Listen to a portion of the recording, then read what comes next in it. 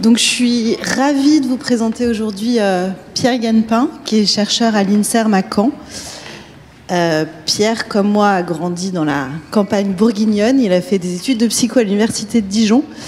Il a ensuite réalisé une thèse sous la direction de Francis Eustache à Caen. Et il a fait ensuite un postdoc à l'université de Cambridge. Et il travaille depuis plusieurs années maintenant à Cicéron, qui est un centre de recherche en neurosciences. Et il est notamment porteur du projet qui s'appelle Remember, qui s'intéresse aux attentats du 13 novembre et notamment à l'impact sur les processus mnésiques. Donc je vais te laisser 45 minutes et puis on aura ensuite le temps de poser des questions. Ok, eh ben, écoute, merci beaucoup Elodie, je te remercie sincèrement de l'invitation. Elodie, c'est une amie de longue date. Donc je suis vraiment ravi que tu m'aies invité à venir parler ici. J'étais d'autant plus ravi quand j'ai découvert ce lieu magnifique et vraiment chargé d'histoire. Donc c'est vraiment un plaisir d'être ici. Aujourd'hui, je suis pas là pour évoquer les vieux souvenirs. Je suis plutôt là pour vous parler d'oubli. Est-ce que vous avez vu ce film Eternal Sunshine of the Spotless Mind de Gondry? C'est un film vraiment magnifique. Je vous le conseille si vous l'avez pas vu. Et la raison pour laquelle je mets ce film en avant dès le début, c'est que l'acteur principal ici, enfin le personnage principal incarné par Jim Carrey, en fait fait appel à une société pour effacer les souvenirs de son ex-petite amie, parce qu'en fait il a vécu une séparation douloureuse et donc il a besoin d'oublier pour arriver à passer outre et continuer sa vie. On a tous vécu ces moments-là où on a le souvenir de quelqu'un et d'une séparation qui est douloureuse et on a du mal à aller de l'avant et on est entre guillemets englué dans notre souvenir et dans notre mémoire de l'autre. Et je trouvais ça intéressant de mettre en avant la valeur adaptative en fait de l'oubli à travers ce film. Et vous voyez sur la fiche en fait ça reprend la citation de Nietzsche ici. Heureux sont les oublieux. Hop, ça va dans l'autre sens.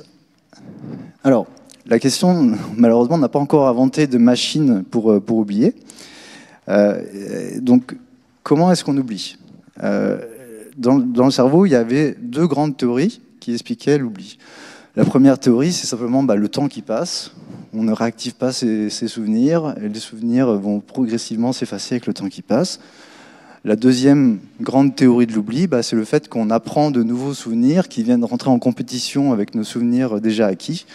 Cette compétition va créer une forme d'oubli, ou alors parce que le contexte dans lequel on se souvient est différent du contexte d'encodage, et donc ces différences interfèrent, entre guillemets, avec notre capacité à récupérer notre mémoire. C'est de façon intéressante, je ne vais pas y arriver, c'est celle du bas, de façon intéressante, ces théories en fait lient finalement l'oubli à une espèce de forme passive de la mémoire. C'est-à-dire que l'oubli en fait ça serait la face inverse quelque part, le revers de la médaille de la mémoire. Et c'est aussi la plupart du temps cette théorie, en tout cas c'est la deuxième théorie, celle qui est liée à l'interférence, qui a été mise en avant pendant longtemps pour expliquer le trouble de stress post-traumatique, sur lequel je vais revenir dans un instant. Et aujourd'hui, on va parler d'une troisième théorie, on va que parler de cette théorie, qui est une théorie qu'on appelle l'oubli actif ou l'oubli motivé, et qui décrit la capacité du cerveau à venir effacer, ignorer ou mettre sous silence certains souvenirs qui interfèrent avec notre fonctionnement. Alors j'ai divisé cette présentation en 4 parties. La première, je vais vous parler du trouble de stress post-traumatique, et justement de cette distinction entre une compréhension, on va dire, mnésique ou d'apprentissage, ou liée à l'apprentissage de cette pathologie, ou alors plutôt une compréhension basée sur les mécanismes d'oubli que je détaillerai un petit peu plus. Et pour articuler ou développer cette compréhension, je vous présenterai tous les travaux sur lesquels en fait, se concentre mon activité de recherche liée à ces mécanismes d'oubli et d'inhibition de la mémoire. Donc je vous expliquerai un petit peu ce qu'on sait sur cette question-là de façon très rapide et très générale. Et puis, je vous présenterai ensuite les résultats d'un programme de recherche qui s'appelle Remember, qu'Elodie a évoqué, qui essaye de comprendre justement le rôle de ces mécanismes d'oubli dans la variation de la réponse au trauma et les différentes trajectoires cliniques suite aux attentats. Et puis, en perspective, en conclusion, j'évoquerai avec vous différentes théories ou conclusions sur ce qu'est la résilience et le rôle de ces mécanismes d'inhibition ou d'oubli dans la résilience. Alors vous le savez, les mémoires intrusives sont vraiment une des caractéristiques principales du trouble de stress post-traumatique. Elles sont composées de fragments sensoriels extrêmement vifs de l'expérience traumatique. On parle souvent de hotspots qui sont souvent déconnectés du passé. C'est-à-dire que vraiment la personne a le sentiment de revivre l'événement comme si c'était de nouveau présent pour elle. Donc elle est vraiment dans une incapacité à lier le fait que ce moment en fait appartient à son passé et plus de nouveau présent. Donc c'est interprété comme un signal de peur, de menace. Ils ont extrêmement peur quand elles revivent ces mémoires intrusives. Et bien entendu, tout ce stress provoqué par ces mémoires intrusives, qu'on voit illustré ici, va provoquer une espèce de cascade de dégradation cérébrale qui va commencer par des altérations de la transmission synaptique et de la plasticité, et puis des dégradations qu'on pourrait qualifier de neuroarchitecturales qui vont entraîner une suppression de la neurogénèse, des rétrogressions dendritiques et jusqu'à aboutir à une mort neuronale et puis un affaissement en fait de certaines structures cérébrales, notamment focalisées autour des régions limbiques du cerveau, telles que l'hippocampe, l'amygdale et le MPFC. Alors ces mémoires intrusives, elles sont associées à une cascade de symptômes. Elles vont déclencher bien entendu aussi une forme d'hyperactivité. Donc les personnes vont constamment scanner l'environnement à la recherche de ce qui peut éventuellement les menacer. Elles vont avoir tendance à éviter tout un nombre de situations ou de personnes qui peuvent potentiellement déclencher ces mémoires. Et bien entendu, elles vont avoir aussi un ensemble de troubles du sommeil et d'attention qui vont être assez importantes. Alors comment est-ce que l'apparition ou la formation de ces mémoires intrusives ou traumatiques sont expliquées dans la littérature? Il y a trois grands mécanismes qui sont proposés. Le premier, c'est une forme d'hyperconsolidation liée à l'extrême, au caractère extrêmement effrayant et émotionnel de l'événement, qui va cristalliser, entre guillemets, via les voies amygdaliennes, striatales et dorsales, la mémoire dans des régions sensorielles et perceptives. Et puis, ces mémoires intrusives vont être liées à une faible mémoire, une faible mémoire contextuelle, une difficulté d'intégration de la mémoire contextuelle du traumatisme. Ça va provoquer deux choses. La première chose, c'est comme je le disais, ils vont avoir beaucoup de mal à mettre l'événement traumatique dans le passé, c'est-à-dire qu'elles vont avoir de nouveau le sentiment que ces mémoires intrusives sont de nouveau présentes pour elles et donc de revivre l'événement traumatique. Et puis, elles vont être déclenchées facilement par tout un ensemble d'éléments de l'environnement, même faiblement liés au trauma. Et donc, cette difficulté de traitement contextuel va faire que le déclenchement involontaire de ces mémoires intrusives va être facilité. Et puis, je dirais l'explication principale, c'est une altération ce qu'on appelle des mécanismes d'extinction ou de mise à jour de la mémoire. Alors, imaginez que vous avez malheureusement vécu un accident de la route.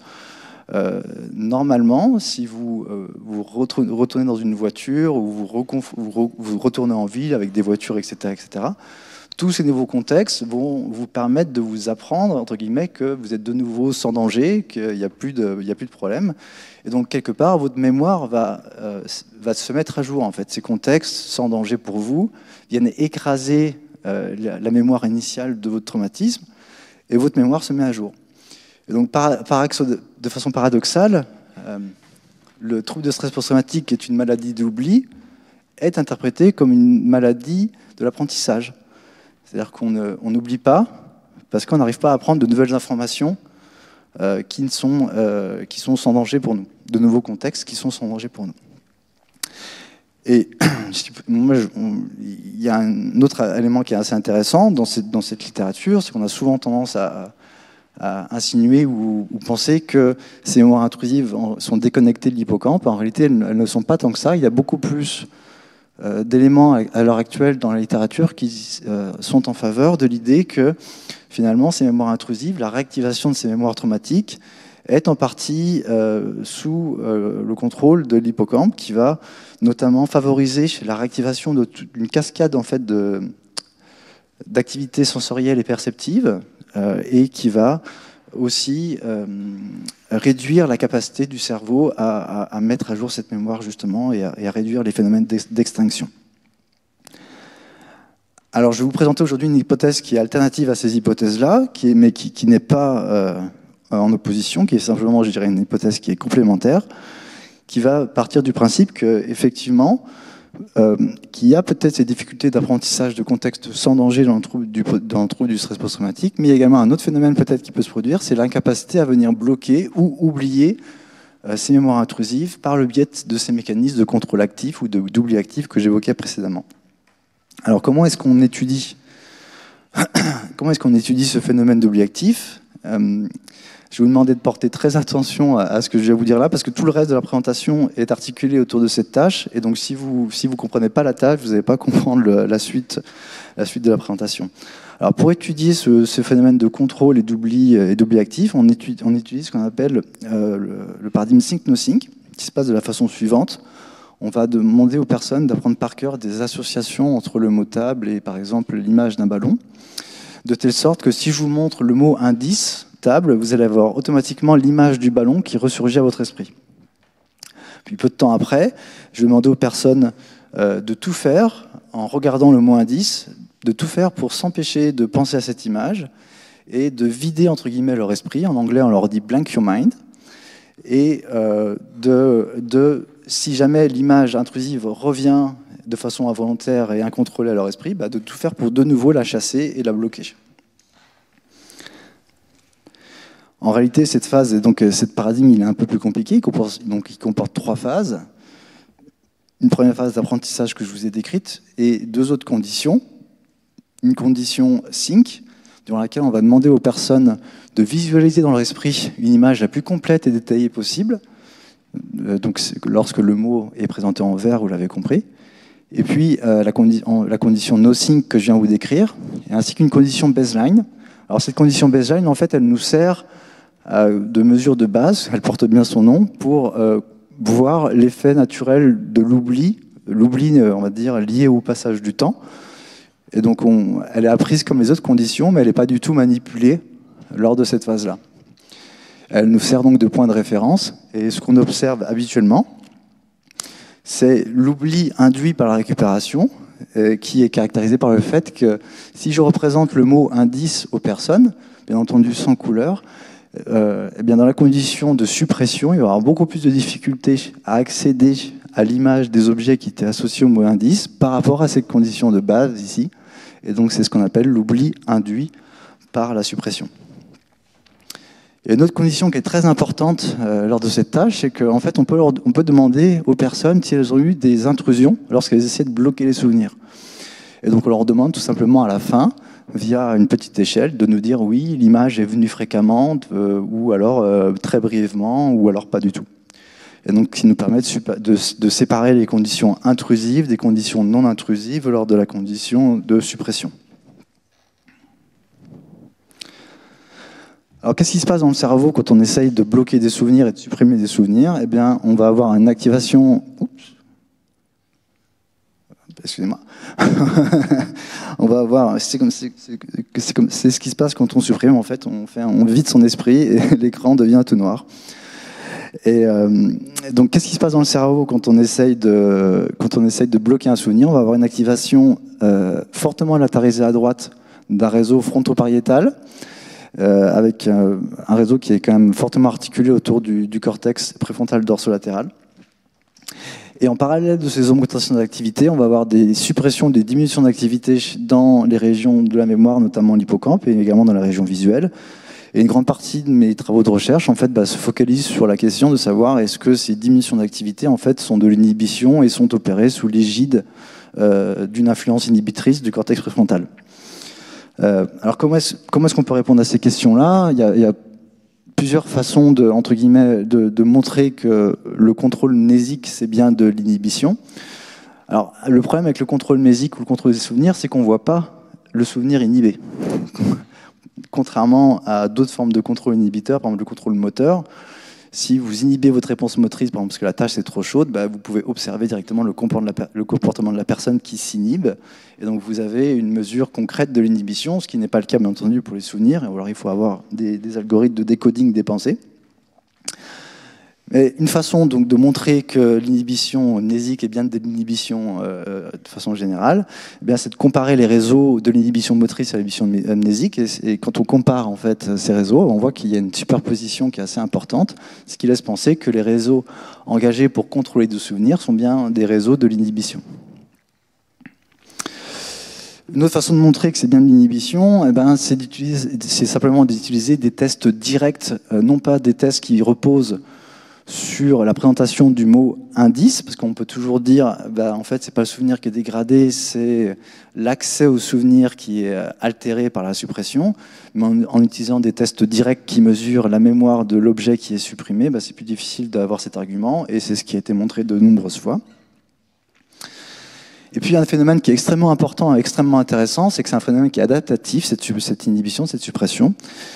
Et ici, c'est un résultat qui est assez fascinant, qui est très intéressant. Donc, je vous ai dit qu'on pouvait séparer les conditions intrusives des conditions non intrusives. Donc, ce que vous voyez ici, c'est la suppression d'activité dans l'hippocampe lorsqu'on contrôle un souvenir, c'est-à-dire qu'on baisse l'activité de l'hippocampe pour s'empêcher, entre guillemets, de se rappeler. Hein, on interrompt les processus amnésiques. Et de façon très intéressante, en fait, cette suppression, elle est beaucoup plus importante lorsqu'on a une intrusion.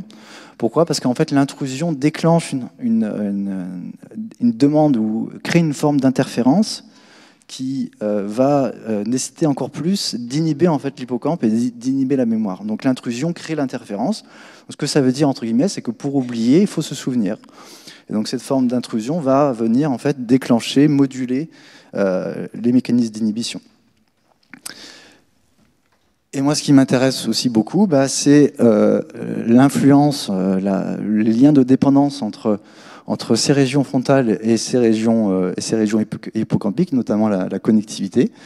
Et on a des méthodes en fait un peu sophistiquées qui nous permettent d'étudier notamment la direction de l'influence de la connectivité cérébrale. Donc, on ne fait pas juste des liens de dépendance statistique entre deux régions, mais on a des modèles neuronaux qu'on appelle causaux qui nous permettent en fait d'inférer une forme de directionnalité dans l'influence de la connectivité. Et quand on utilise ces modèles pour venir essayer de comprendre en fait les relations entre ces différentes structures de la mémoire et des émotions, entre les régions de contrôle et ces régions-là, lors du contrôle de souvenirs, eh bien, on observe une connectivité top-down, donc du contrôle vers ces régions-là, qui est négative. Et donc cette connectivité négative, en fait, ce qu'elle indique, c'est que lorsque les mécanismes de contrôle sont engagés en réponse à une intrusion, il y a une plus grande diminution de la réponse hippocampique en réponse aux intrusions et sous le contrôle des régions préfrontales.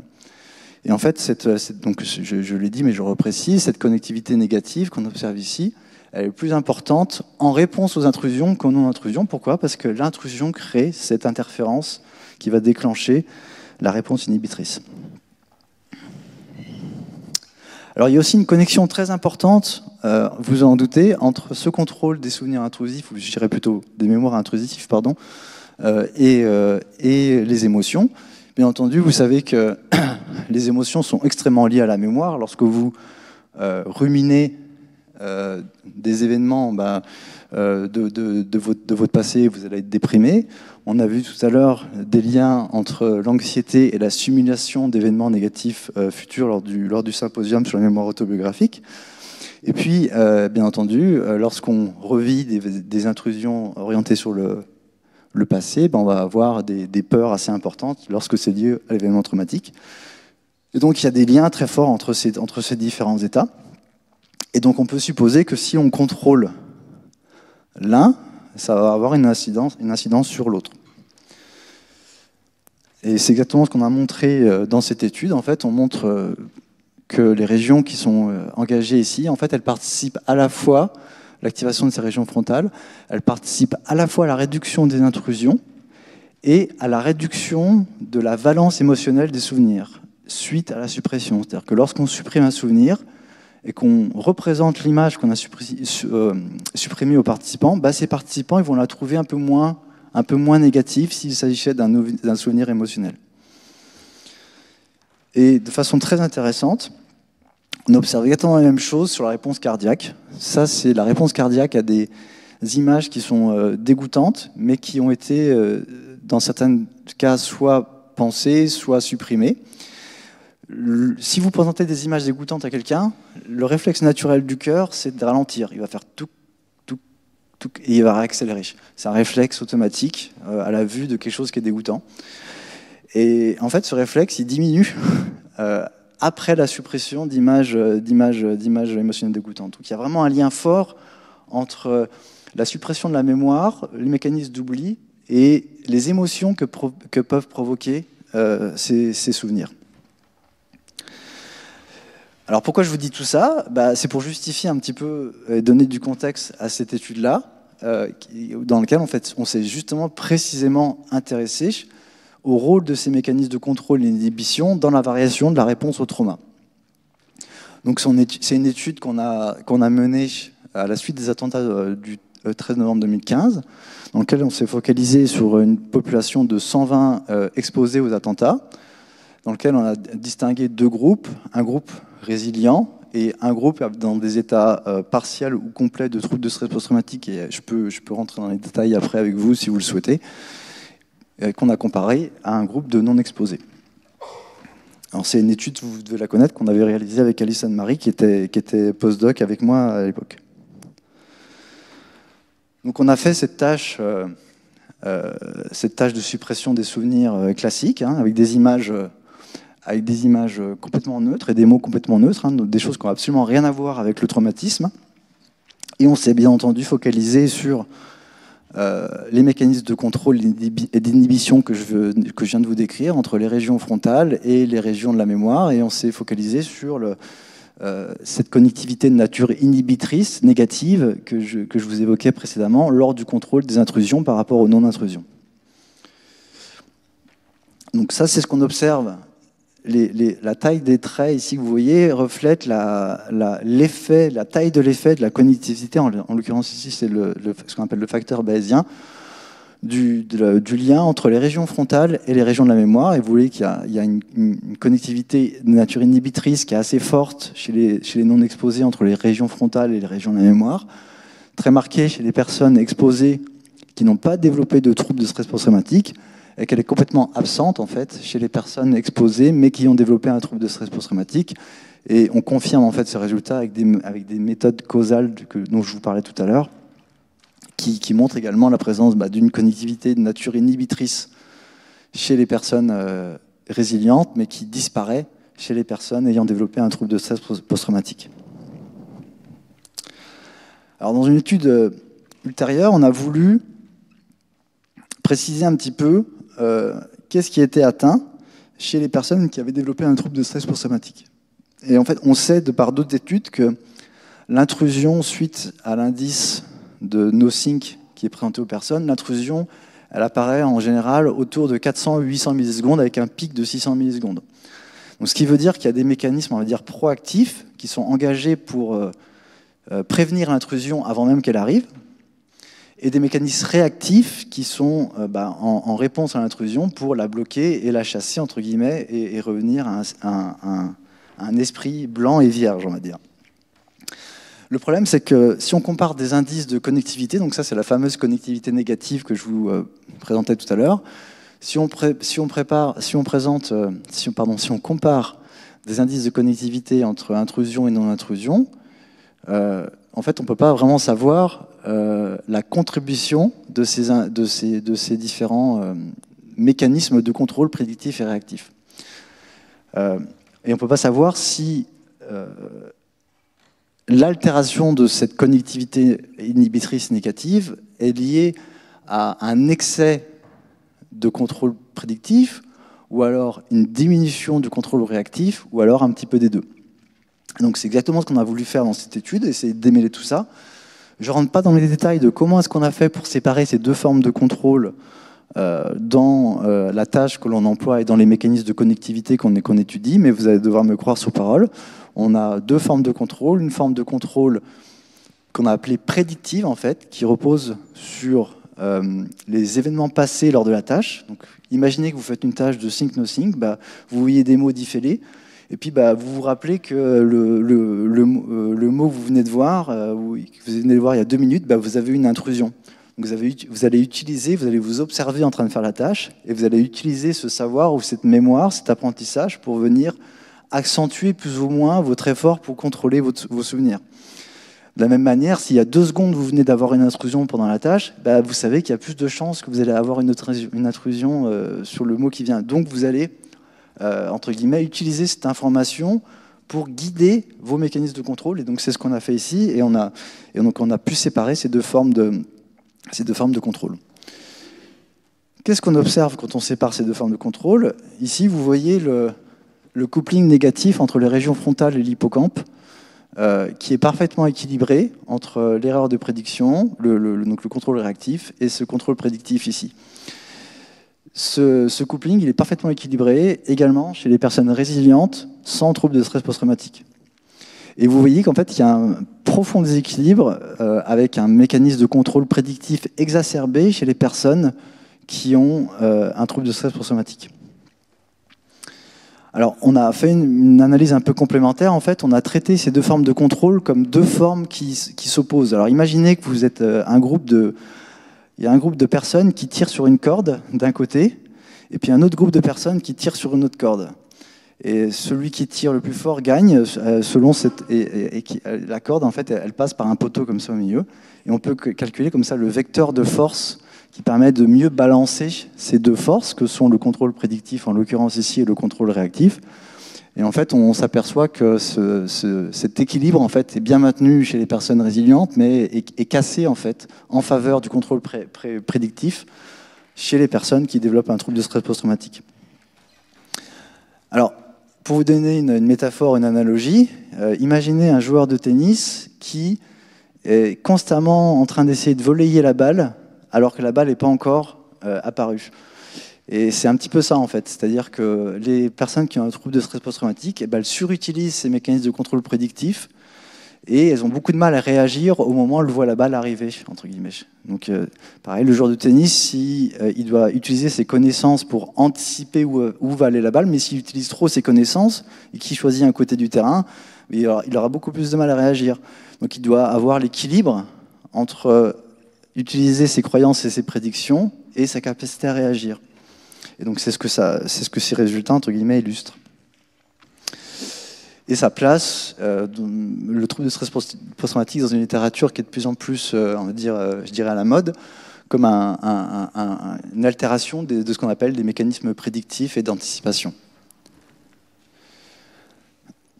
Alors, on a par la suite effectuer le suivi longitudinal de cette cohorte, de cette étude. Donc ça, c'est les derniers résultats que je vais vous présenter.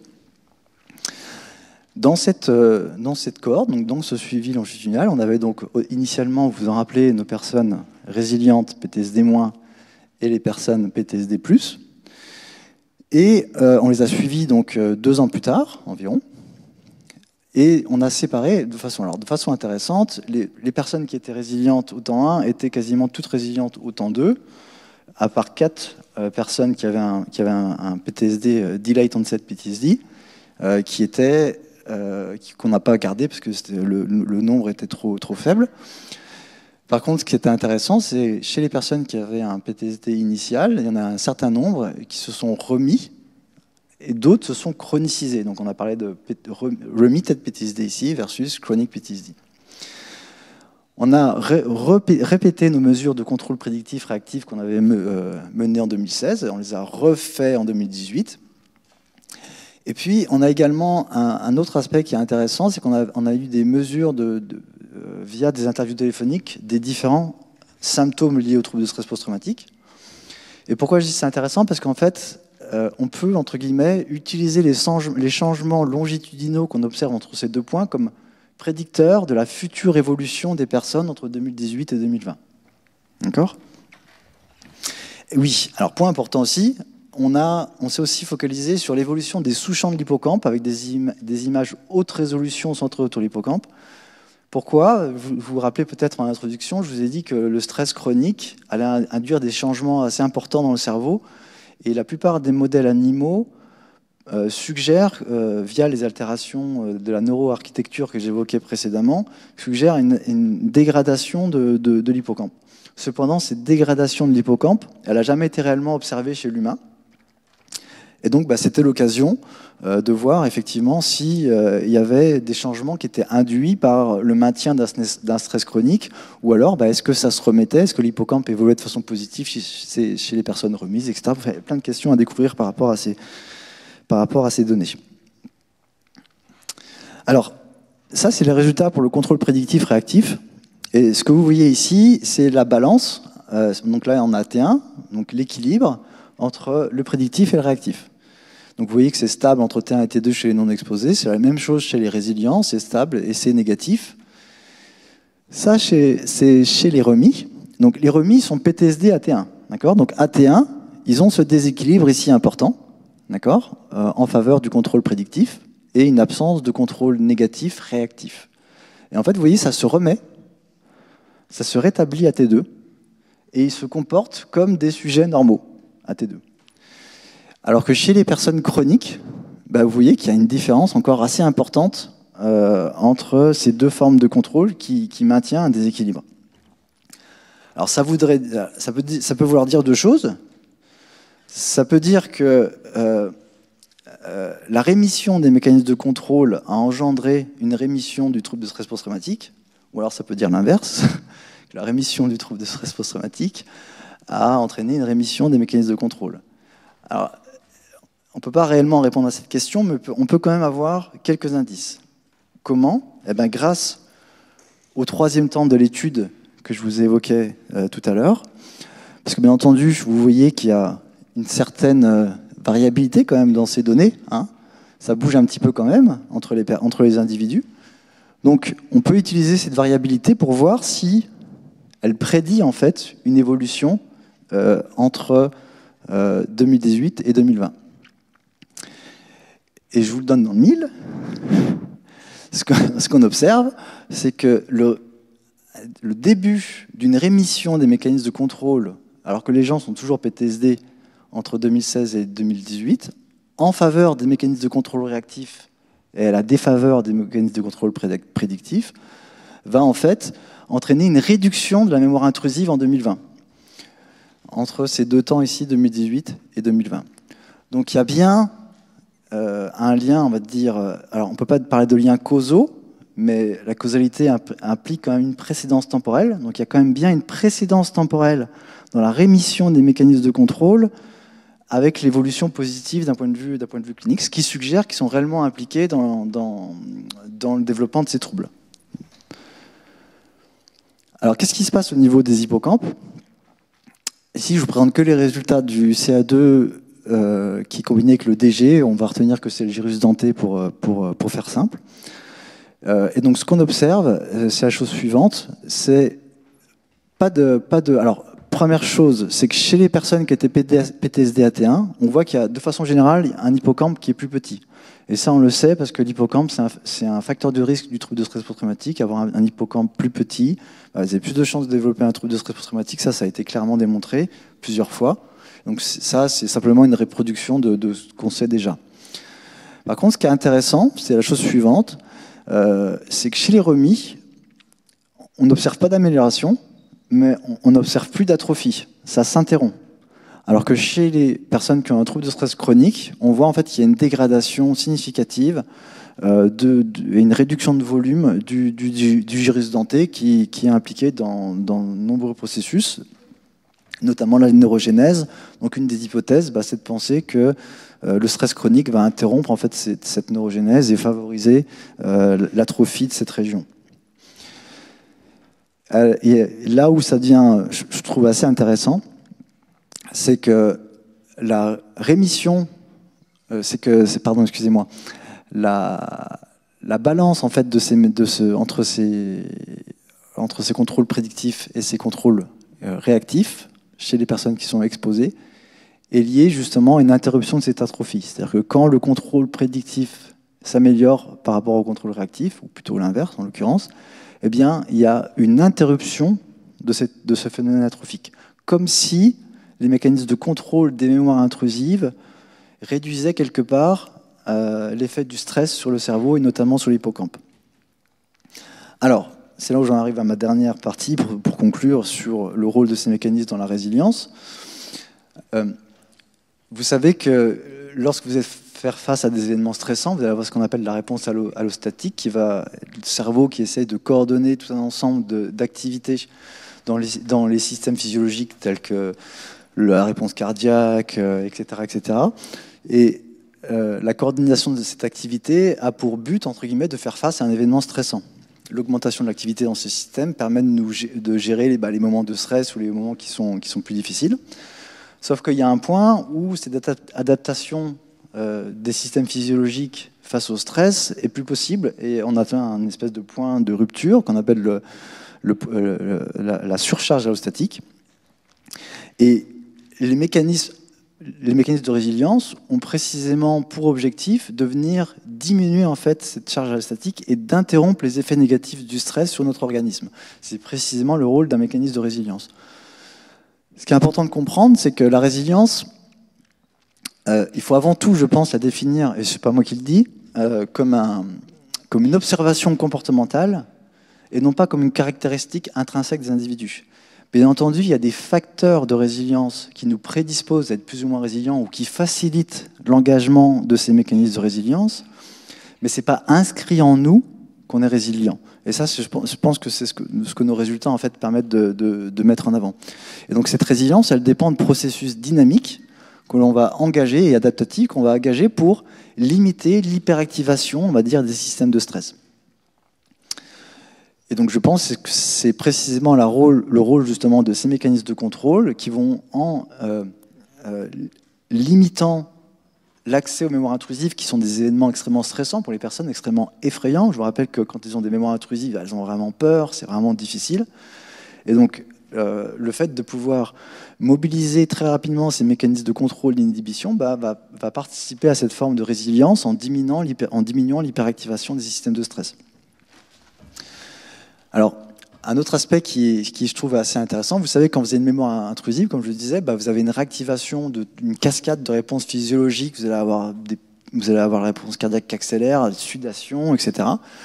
Donc, la réactivation de cet ensemble en fait, d'informations jusqu'au système de mémoire, la propagation, on va dire, du signal jusqu'au système de mémoire, va provoquer toute cette surcharge allostatique que je décrivais précédemment.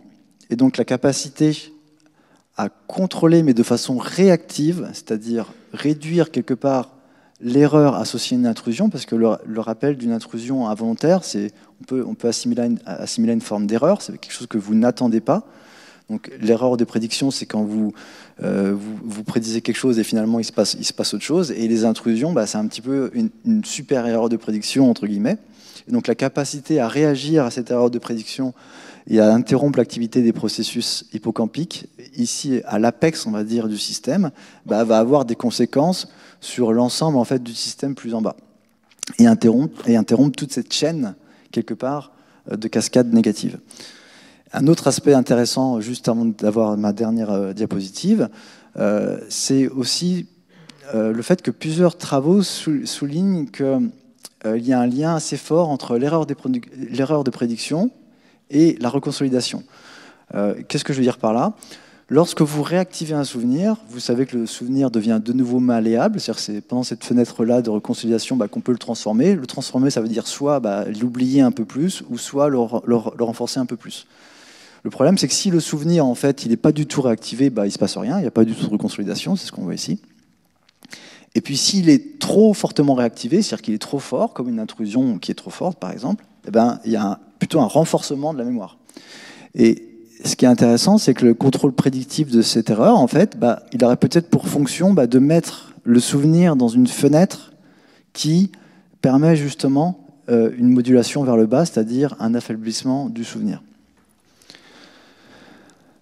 Alors, pour conclure, quelques messages. Donc, j'espère que je vous ai convaincu que l'inhibition et le contrôle de souvenirs liés au mécanisme d'oubli actif était central pour comprendre la variation de la réponse au trauma.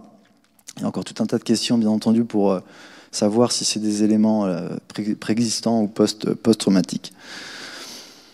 Que les mécanismes prédictifs et réactifs sont aussi très importants, il semblerait, et leurs déséquilibres sont très importants pour comprendre le trouble de stress post-traumatique et sa rémission.